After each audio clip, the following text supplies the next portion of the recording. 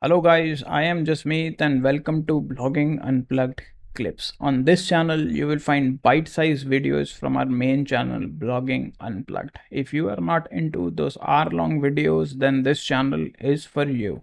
And if you find the content helpful, then make sure to like, subscribe, and turn on the post notification bell. And with that said, let's dive into the video. Now, after the My Accounts widget, the last e-commerce widget that has been introduced in Elementor Pro 3.5 is the Checkout widget. Now, using it, you can basically create a custom checkout page for your online store. Now, just like other e-commerce widgets, this is the default checkout page that has been generated by WooCommerce.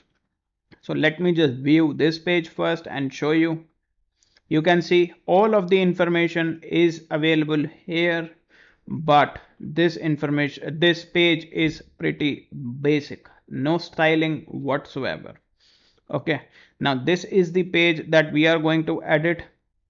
Let me just click it. You can see this is the blank page that we are going to add the checkout widget to. So I'm going to close this. I'm going to edit it, and we are going to edit with Elementor. Now let me just hide this title of this page, go back to the widgets. Now you will find the checkout widget under the WooCommerce section with the other WooCommerce widgets by Elementor Pro. This is the widget. Now, as soon as I will add this checkout widget to the page, it will generate a checkout page for you, which looks much better than the default checkout page generated by or created by WooCommerce. Now you can see right over here. Let me just close this. You can see this is your checkout page that is generated by the new widget, and this is the default page. The styling is non-existent over here, and this one looks much better in even if you've just added the widget and we haven't even styled it yet. Okay, so let me just take you through the settings of this now. So the first setting that you will come across is the layout. Again, this is very similar settings that we have done in other widgets as well. 2 columns, 1 column, pricing goes to the bottom. 2 columns, sticky right column appears, enable it, offset appears. You can set offset right over here. Okay, the next is the billing details. Now you can see you can change the section title using this option and the alignment using this option. After this, you can change the label and the placeholder for every tab right over here.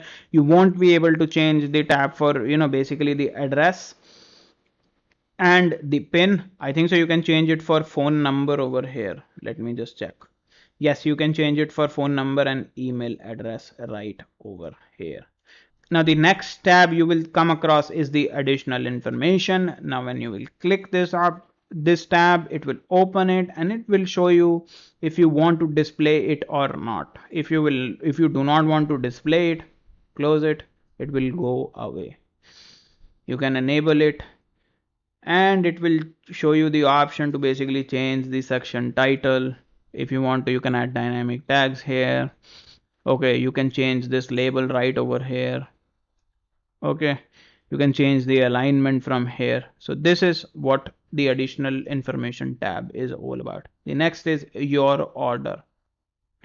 This is this section right over here. You can change the section title and its alignment. The coupon section is this one. You can change the have a coupon, this heading right over here, and link text right over here. Okay, so you can change 2 things plus the alignment from this section, coupons section. After this is the payments section. Now for right now I haven't configured anything, so you wouldn't be seeing the changes. Okay, so this is one thing that you have to know. I did not configure the payment options as of now or the tax information, so that is why you are seeing nothing is available over here. Now moving on to the styling part, you will see very similar settings using which you can customize every part of this page. Starting from sections right over here, you can add background color, box shadow, border type, width, color, border radius, padding, margin. Then typography, you can change right over here for everything, the titles, the secondary titles, the description, messages, checkbox, radio buttons.